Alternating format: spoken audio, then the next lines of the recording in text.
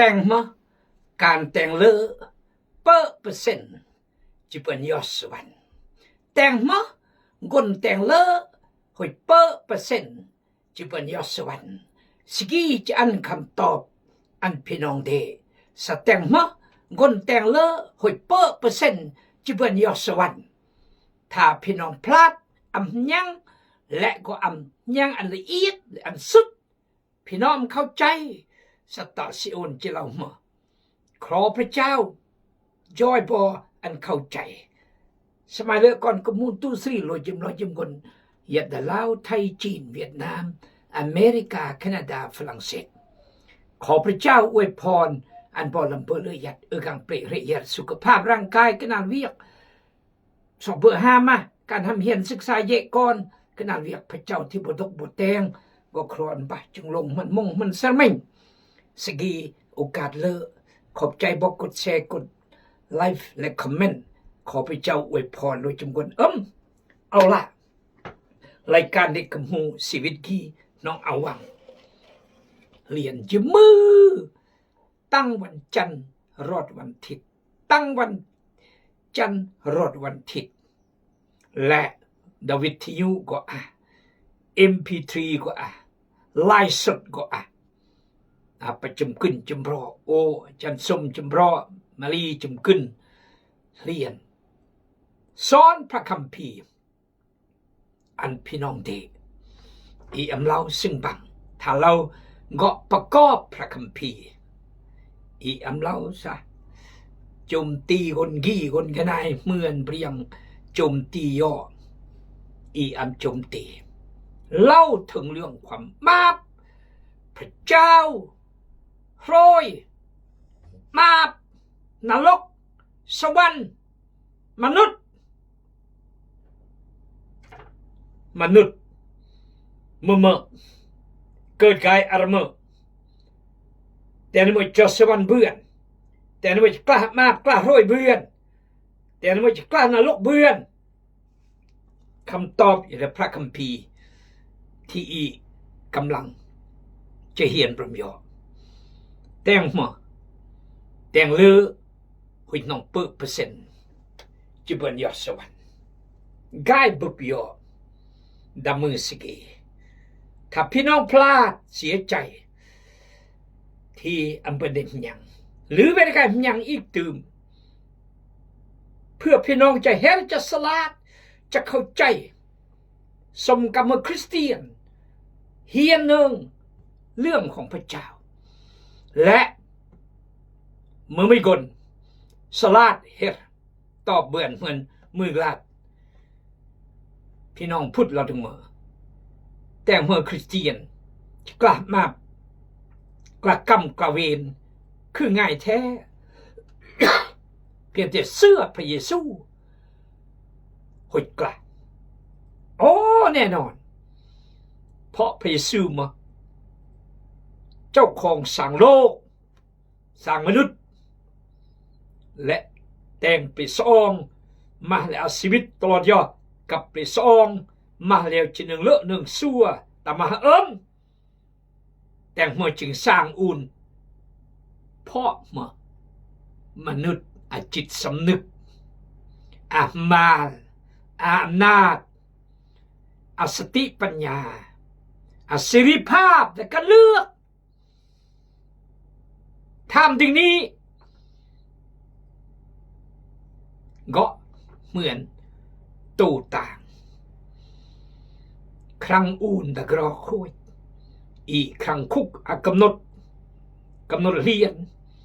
ตามกฎหมายตัดสินตามความผิดและก็ประหารชีวิตนี่คือแต่ตู้มาอย่างนี้ตลอดทรากตลอดเสื่องตลอดเฮียตลอดสอตลอดลำโพตลอดพัฒนาหมดกระจายขยายหมดรุ่นหนึ่งเกิดก้อนเคลื่อนนี้รุ่นพระเจ้าอันนี้มนุษย์อันเลือกแต่อาดัมเอวากับกายยังรอรวยมารซาตานที่มันศัตรูต่อพระเจ้าที่พระเจ้ารักจากแผ่นดินสวรรค์แล้ว เสื้อดื่มโรยและเบิกเปรสองที่พระเจ้าห้ามก็เลยเกิดมากมากและยังตีรอยมานสตานรอยมานสตานครอบครองมันเราตลอดแหละสิอย่าเงียบอีตลอดเงียบเจอเงียบเฮียงยัดเนี่ยเจ็ดแนวเปรียบเงียบมนุษย์ฉะนั้นนี่คือตู้เรียและแต่งเลอะที่บนยอดสวรรค์เนี่ยก็มาถ้าอีอัมบุบเจ้าของสวรรค์อัมบุบเจ้าของสร้างอีอัมบุบกวนอย่างอีกลุยเกออยู่แต่งอีได้งอเจ้าสวรรค์เอาเป็นทางนั้นเป็นความจริงเป็นชีวิตบ่มีผู้ใดมาห้ามพระบิดาได้นอกจากมาทางเฮาโอมงอกันนี่มงอจริงมงอชีวิตมาเมื่อยอดจะรอพระยงเบือนนอกจากยงอโอเปตูก็เล่ากันรุมโลกกิมอาเมที่นำอยู่ในความรอดพ้นขึ้นพระเยซูขึ้นพระเยซูฮาเลลูยาอีจำเป็นบึบเกอและเสื้อเกอดื่มเกอและแต่งตามกับหมอกกับทีนกับหมอกเห็นขี้ลุยเมื่ออธิษฐานโสดต่อพระเจ้าเมื่ออ่านพระคัมภีร์พระเจ้าโสดต่ออีกโสดต่ออีกกับหมอกอีแนวมาก็ต้องการอีแนวมาอ่านเลยปุ๊บอย่างนี้ครบเอเมนถ้าบ่อ่านบอกกับหนึ่งสัพเจ้าสรุปหัวบ่บอกกับหนึ่งสัพเจ้าต้องการเมื่ออันบ่แตงบอกว่าเกิดเมื่อคริสเตียนลึกมูลึกมัด คริสเตียนน้องย่างดาลิงิงอาจจะดึกมากแนวดัชีวิตเอาละพี่น้องเอียงพระมิโอมัทธิวบท19ข้อ16ครั้งหนึ่งอาจจะเพราะมีคนได้จะรอพระเยซูเจ้าเกิดมันพระองค์ซาอาจารย์เอ๋ยขน้อยจะต้องแต่งแนวกับมือจึงจะได้รับชีวิตนิรันดรครั้งหนึ่งมีชายคนหนึ่งมาหาพระเยซูเจ้าเขาถามพระองค์ว่าอาจารย์เอ๋ยข้าน้อยต้องเฮ็ดความดีอย่างใดเดจึงจะได้รับชีวิตนิรันดรประเด็นสำคัญคือเงินหนึ่งสะอาดชีวิตนิรันดร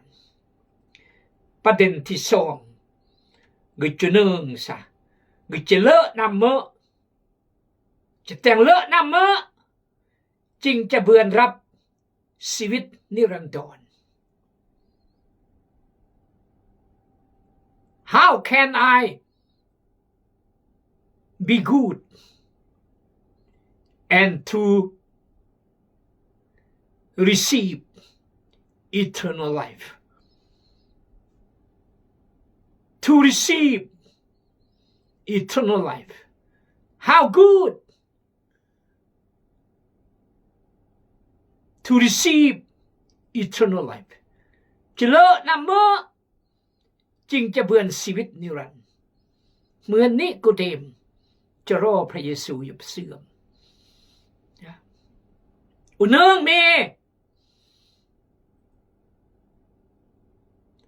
สากายจากพระเจ้าทำกายจากพระเจ้าอำสามารถแต่งมันไม่แต่งเบือนย้อยคนหานราชหานเบือนลึกมัดเงินเกิดเบือนกาบาโตเขาจี5 กรเลี้ยง5,000 คนอำไรจุมกึนคนแย่ถ้าอำมกายจากพระเจ้าแต่งอำเบือนโยฮันบท3อ่านเลยอย่างเดียวกันอำเล่าแสดงมงคลมาอำเล่าแสดงมงคลซัวอำเล่าแสดงมงโอจะกล้ามากกล้าเวนแต่อย่าเด่นอย่าเสื่อมประสอนอันเบียงเฮืองเพราะเมื่อเจ้านายนำได้จิว ยัดดะกุมเฟรซีนี่แหละถ้านอนเนื้อจะจัดการเงย่อเรา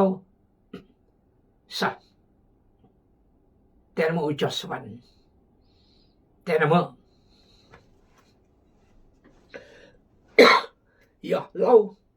สัพพระเยซูเมื่อก่อนจะจับพระเจ้าเราง่ายๆซะพระเจ้าแต่เล่าซะก็มือพระเจ้าและมือมาสยาไปพระเยซูตอบเนี่ยมา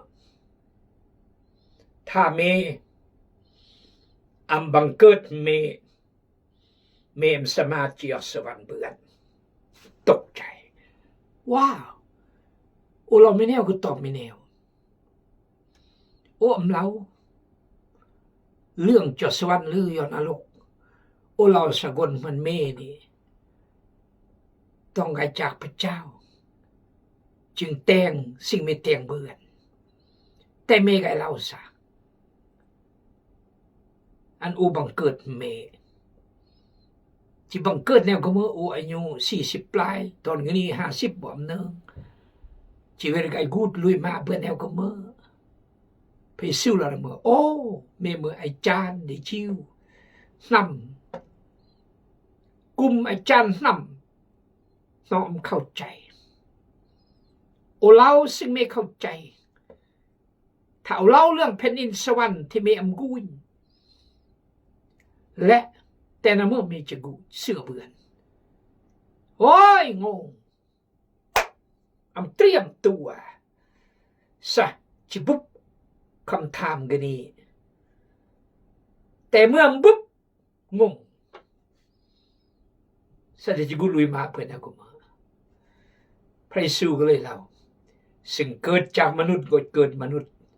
สิ่งเกิดจากเบื้องบนลงเปิก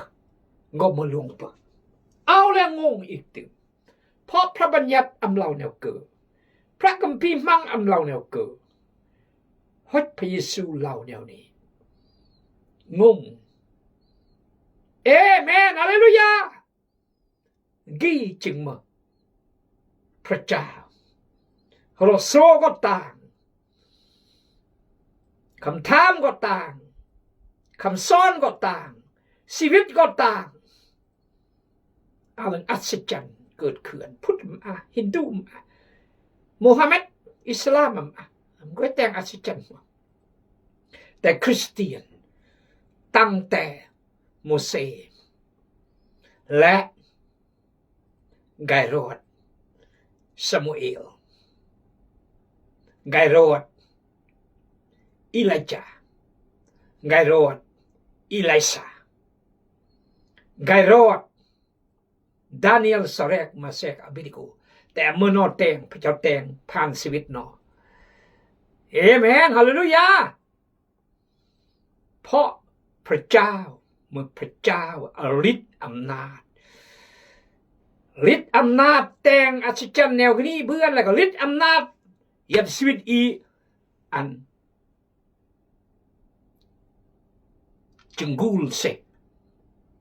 ความลากความโลภความเลยตัณหาพาโลเหมือนเดวิดกุยมาเบรียงปุยเครื่องมุมอมกระเบียบมัดบีเบือนแสดงตอนนี้เดวิดเปอร์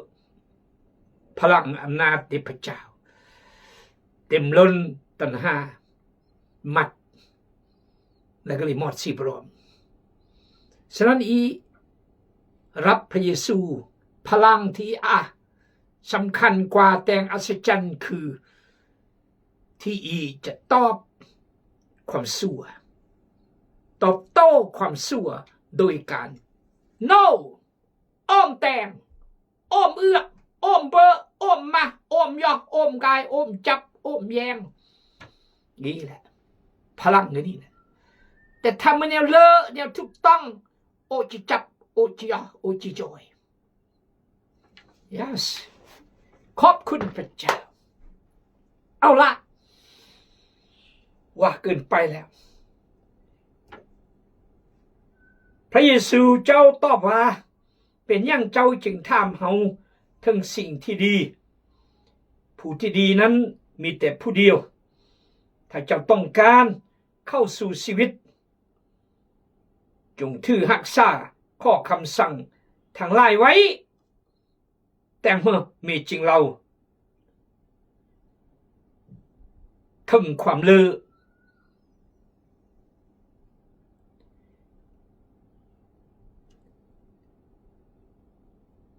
ผู้ที่ดีนั้นมีผู้เดียวกุนที่เลิกนี่อักกันมวยป้าสุดยอดลำสุดยอดตกใจลำตกใจกุนที่เลิกนี่อักกันมวย yes ถ้าเจ้าต้องการเข้าสู่ชีวิตจงถือรักษาข้อคำสั่งทั้งหลายไว้เพราะกีนองลอยอถึงเรื่องพระบัญญัติเพราะกุนยีกุนเกียรติกันรุมพระบัญญัติเราถามคืนว่าข้อคำสั่งข้อได้หรือข้อคำสั่งก็มั้งที่เมจันอุเตงพระเยซูเจ้าเยสตาพานคนตาลินยูกำราเรียบเรียงอย่าลักอย่าเป็นพยานบุจริงจงนับถือพ่อแม่ของตนและจงฮักเพื่อนบ้านเหมือนฮักตนเองขักเริ่มขัดขอได้หรือเมื่อข้อก็เมื่อเราด้วยความภูมิใจเราด้วยความอวดองค์ทนงตัวมั่นใจแน่ใจสติลือกายท้าทายพระเยซูและกายตั้งคำถามเพื่อจะเนิงพระเยซูจะตอบแนวก็เมื่อต่อยะตะผ่านคนตาลินยูกับผ่านอะไรเวกำราบเรียงตะเลยตะหมดพญานำจริงจงนับถือพ่อแม่ของตนจงฮักเพื่อนบ้านเหมือนฮักตนเองสายนุ่มตอบว่าขณะเด็ดถือรักษาข้อคำสั่งทั้งหมดเหล่านี้อยู่แล้วมีสิ่งใดอีกแดที่ขน้อยยังขาดอยู่อย่าแน่ใจมั่นใจท่านองตัวโอเทบันร้อยยังไม่เล่ากันเลยตาพานคนตาลินยูตาเลิศตาลากตาโลบตาบึงพญานำจริงนับถือยงมา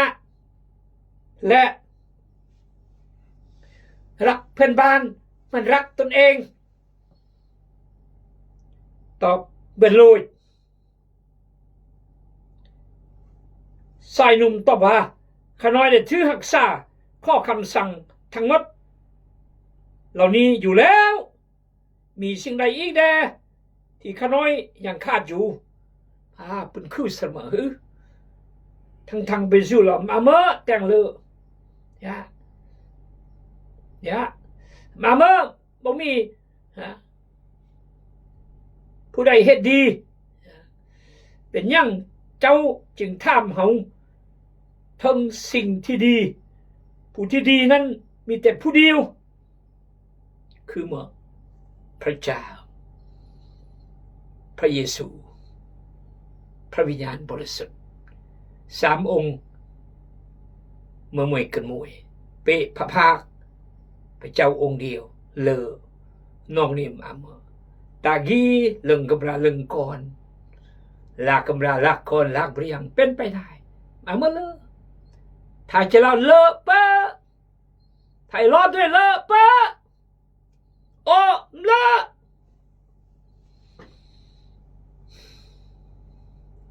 มาเมื่อเลอะคนไม่เลอะสิไม่อิ่มครบไม่บัดอิ่มครบหลังดักหลังแง่โลบดักโลกดักโลกแง่โลบมากโลบดักหลังดักหลังมากมากเนี่ยอารมณ์รายโรยรสโรอาจจะเลิกบันเอาก็มา แต่ก็เราซะสายหนุ่มตอบว่าขน้อยได้ถือรักษาข้อคำสั่งทั้งหมดเหล่านี้อยู่แล้วพูดได้โอ้ถือรักษาข้อความประโยชน์อยู่แล้วมีสิ่งใดอีกเด้ที่ขน้อยยังขาดอยู่น้องหมดแน่ที่โอขาดมอกได้